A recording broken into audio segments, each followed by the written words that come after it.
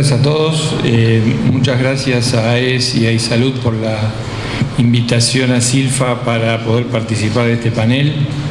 SILFA es la Cámara Industrial de Laboratorios Farmacéuticos Argentinos que nuclea el Laboratorio de Capital Nacional y como tal, digamos, queremos plantear nuestra visión sobre esta problemática de medicamentos e innovación, quién paga la cuenta.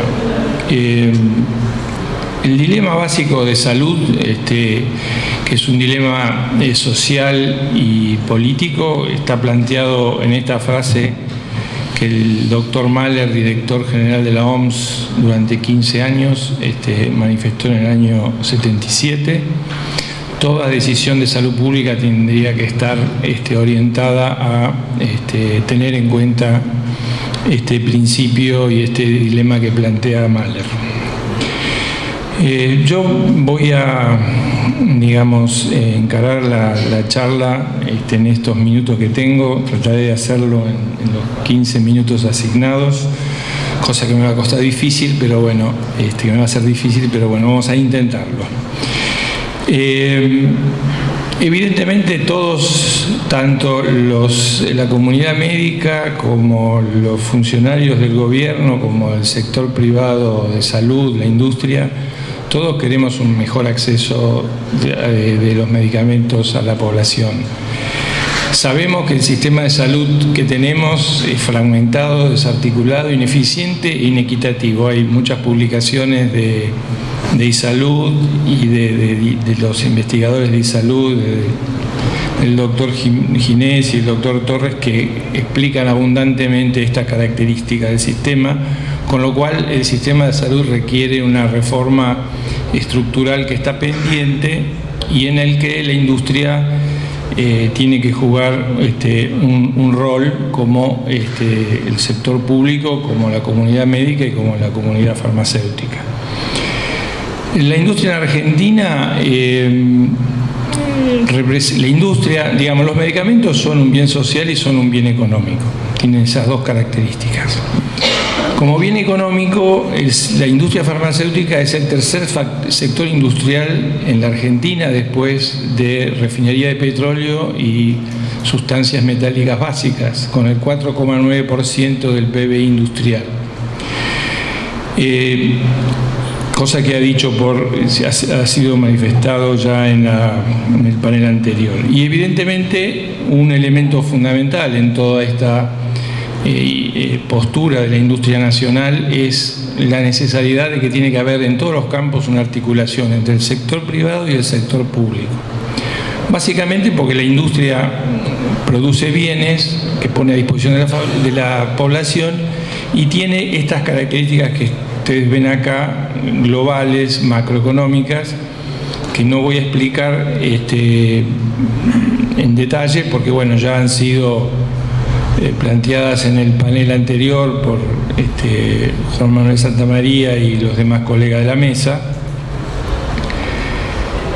Y lo que sí podemos mencionar es que ha habido un cambio importante en el consumo de medicamentos en la Argentina. En el año 94 los medicamentos importados representaban el 7% del consumo de medicamentos y hoy están en el 35%.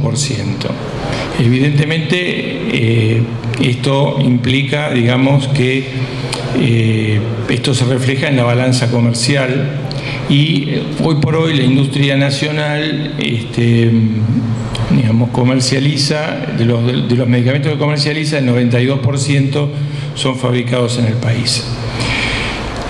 Ahí tienen ustedes en los últimos 10 años, más o menos, ahí hay un problema técnico que no sé por qué no aparece el último valor, pero ahí ustedes tienen como el desfasaje que hay entre las exportaciones y las importaciones de medicamentos tomadas como el capítulo 30 de la nomenclatura común del Mercosur, en donde evidentemente se ha producido un desfasaje de cerca de 1.300, 1.400 millones de dólares. Esas exportaciones de 900 millones de dólares, si uno las descompone en exportaciones hechas por laboratorios nacionales y por laboratorios extranjeros, Los laboratorios nacionales son responsables hoy de los 2/3 de esas exportaciones, de esos 900 millones de dólares, y hoy se exportan 620, cuando en el año 2005 era solamente 1/3. Bueno, evidentemente, si nosotros tomamos lo que los laboratorios nacionales exportan como medicamento terminado e importamos como medicamento terminado, nosotros, la industria nacional tiene un saldo comercial favorable en aproximadamente 160 millones. Eso es medicamentos terminados exportados contra medicamentos terminados importados por los laboratorios de capital nacional, tanto de Silfa como de Cooperala y también de Capgen. Y ustedes tienen ahí cuál es la causa del déficit actual, que son los 700 millones de importaciones de medicamentos de origen biológico y biotecnológico. Ustedes tienen que en el 2003 eran unas cifras cercanas a 80 millones aproximadamente, y en el último año son 700 millones de dólares. Es decir, el 50% de nuestro déficit comercial externo está digamos, en la importación de medicamentos biológicos y biotecnológicos. Otro aspecto de lo que es la industria farmacéutica argentina es, de acuerdo a estadísticas del Ministerio de Ciencia, Tecnología e Innovación Productiva, en una encuesta que hizo en el año 2015, la industria farmacéutica es el primer sector industrial en inversiones en I+D en la Argentina. Con respecto a los precios, bueno, yo acá he aportado una fuente oficial, que es el índice de precios al consumidor que lleva la ciudad de Buenos Aires, en donde se puede ver, comparando el nivel general contra el nivel de precio de medicamentos, porque esto es una canasta homogénea a lo largo del periodo analizado, porque evidentemente está hecho por un instituto estadístico, que se ve que claramente el índice general de precios ha subido mucho más que el índice de medicamentos a julio de este año. Y quiero resaltar lo que manifestó Santa María antes, que la industria tuvo control de precios desde el 2007 al 2015, y evidentemente hubo una recuperación de precios en el fin del 2015 y primeros meses del año y en el año 2016, pero evidentemente todavía, digamos, son válidas los datos que aportó Santa María. Respecto al tema de salud pública, medicamentos e innovación, la innovación es una cuestión central para, digamos, que la comunidad y la sociedad pueda digamos, desarrollar nuevos productos con mayor tecnología y valor agregado. Depende de dos cuestiones para que las empresas innoven. Una, del régimen de fomento económico y financiero que tiene un sector industrial para gastar e invertir en investigación, desarrollo e innovación, que tiene que ver con distintas medidas de tipo financiero y económico, en donde, si nosotros comparamos la Argentina con Irlanda, India, Corea o Brasil, si bien la Argentina tuvo un régimen de incentivos muy favorable, que fueron los fondos sectoriales que hizo mención el ministro de Ciencia y Técnica en la conferencia que dio, hoy por hoy esos fondos no se están manteniendo, y hoy el régimen que tiene de fomento de I+D, digamos, en términos económicos y financieros de Argentina, está muy por debajo del de Brasil, Corea, India o Irlanda. Eso para tenerlo claro. Y después está la protección de patentes, o sea, la protección que el inventor tiene por, digamos, por su invención. Esta protección, como ustedes saben, es por un periodo de 20 años, que implica la exclusividad monopólica de explotar esa invención. ¿Cuál es el debate internacional que existe hoy en este tema? Bueno, evidentemente es un tema que tiene ciertas fallas, porque hay un sesgo en función del rendimiento económico. La I+D no está orientada hacia los medicamentos que tratan las enfermedades de los países pobres, Y el uso del conocimiento no tiende a universalizarse, sino tiende más bien a encapsularse. ¿Cómo están regulados los derechos de propiedad intelectual? Evidentemente, hoy, digamos, las normas de propiedad intelectual son una ley vigente en la Argentina. Y yo quisiera hacer un poquito de historia, porque creo que hay muchas personas que por ahí no tienen la información respecto de cómo se generaron los derechos de propiedad intelectual, que son obligatorios de cumplir para Argentina en base a los acuerdos de la Organización Mundial de Comercio firmados en 1994. Después de la Segunda Guerra Mundial, cuando se organizan todas las instituciones económicas, el Fondo Monetario, el Banco Mundial y el Acuerdo General de Tarifas y Comercio, el GATT del 1947, lo que hicieron en ese momento los países desarrollados fue hacer negociaciones para reducir los aranceles aduaneros. Pero de esas reducciones de aranceles aduaneros dejaron excluidos la agricultura y lo que es textil e indumentaria. Esos sectores quedaron fuera de los acuerdos de reducción arancelaria que se iban negociando en las sucesivas rondas negociadoras del GATT.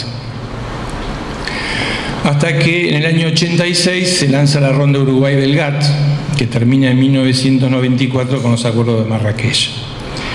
En esa ronda negociadora es cuando los países desarrollados y en desarrollo hicieron un trade-off. Los países desarrollados aceptaron incluir en los acuerdos multilaterales textil, indumentaria y la agricultura, y los países en desarrollo aceptaron incluir propiedad intelectual y servicios como una, norma de carácter internacional y obligatoria al firmarse estos acuerdos.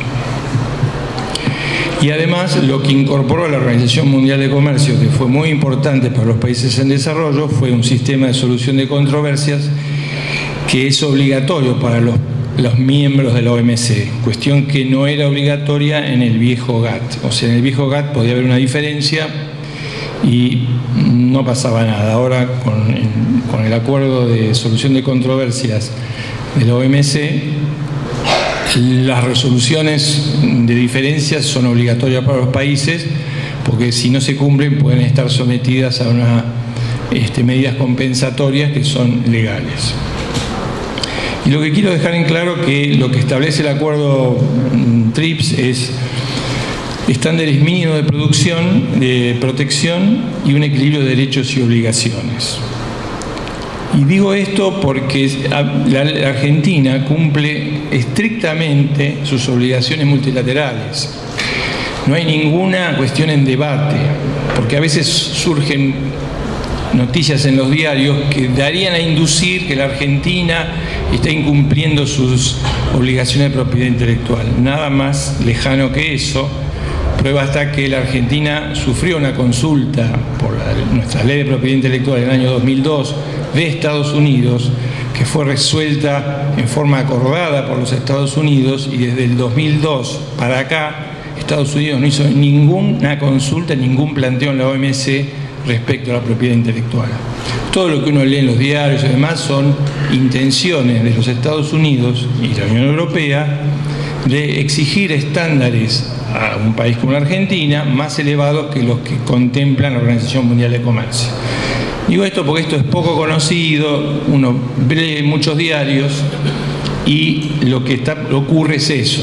Obviamente, ¿por qué? Porque Estados Unidos le impuso a Chile, a países de Centroamérica, estándares OMC Plus en temas de propiedad intelectual, y hoy es la pretensión que está teniendo la Unión Europea en el acuerdo Mercosur-Unión Europea que está planteando. Con un agravante muy grave que después yo les voy a comentar cuando entremos en este tema. En esta cuestión de salud pública e innovación, la OMS ha tomado una intervención directa. Yo no voy a entrar en detalle, ustedes tienen ahí, pero ha habido muchas resoluciones de la Organización Mundial de Comercio. Se ha creado un grupo consultivo de expertos en investigación y desarrollo. Hay documentos sobre salud, propiedad intelectual e innovación. De hecho, yo y mi colega Franciosi hemos presentado a la OMS una propuesta de fondo innovador en esa consulta de expertos que hizo la OMS, que está en ese documento de la OMS. Es decir, que esto es materia como para poder seguirlo en esos documentos de la OMS. Respecto a la cuestión de los medicamentos de alto costo y baja incidencia, que es lo que efectivamente está desbalanceando hoy los presupuestos de los sistemas de obras sociales, porque el problema está ahí. Y un dato que yo estuvimos investigando, en el mercado argentino hay 166 principios activos.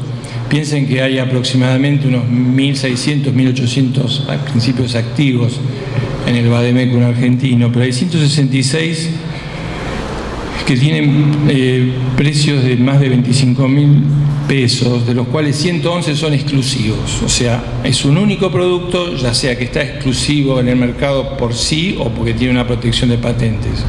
Eso no lo puedo determinar, pero sí que hay 111 productos, o sea, el 67% de esos productos con un precio unitario de más de 25.000 pesos que son exclusivos.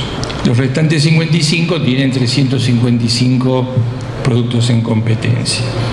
¿Cuáles son las perspectivas? Y las perspectivas son, digamos, que va a haber nuevas innovaciones que van a tener costos muy elevados. Ustedes tienen ahí los datos que son de una publicación del IMS a nivel internacional, están tomadas de ahí, de esas publicaciones.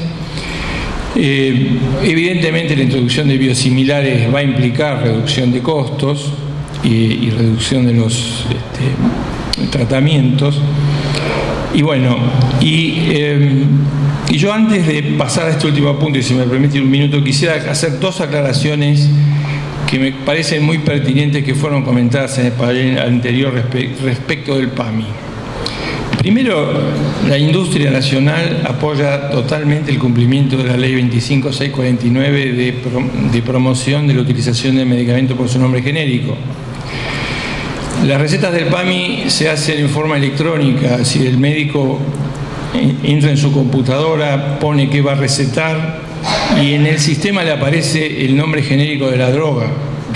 El médico en el PAMI, las recetas prescriptas solo por marca comercial en el PAMI son menos del 5%, porque el propio sistema prácticamente lo impide. Y después el médico imprime esa receta y se la da al paciente.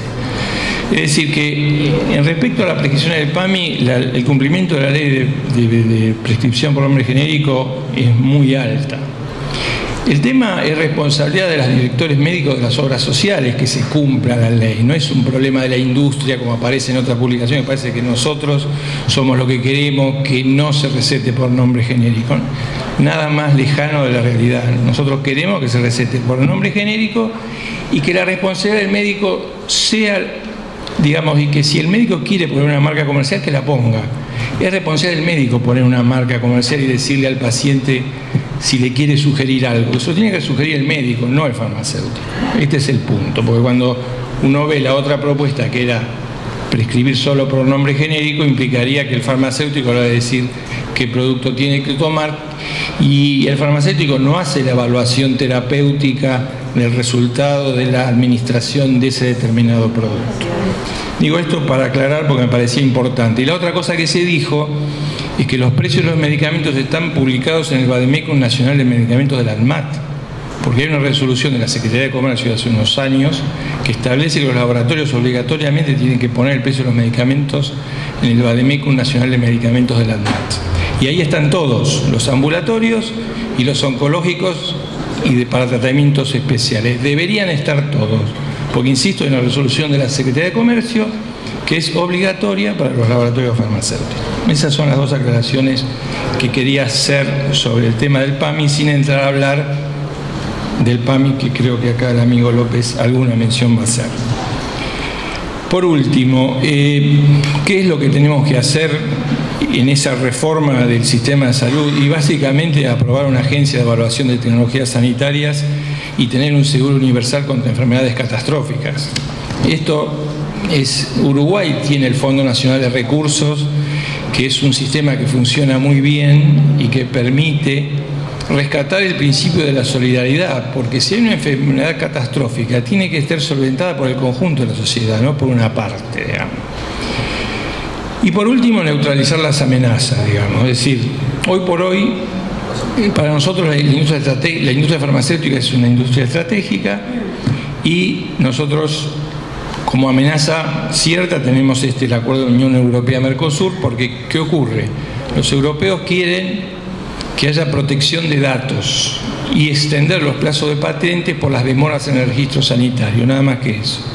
¿Qué es protección de datos? Protección de datos no es un estándar que esté en el acuerdo TRIPS de la OMC. Protección de datos quiere decir que el primer registrante de un medicamento en la Argentina, el primer registrante no con patente válida, sino que es un registrante que ingresa a la Argentina una nueva ingrediente farmacéutico activo, ese por el solo hecho de ser el primero tendría 5 años de protección monopólica, lo cual evidentemente eso implicaría un sobrecosto porque impediría el registro de productos similares, con otro agravante, porque el artículo 4 del Tratado de ADPIC establece la condición de nación más favorecida.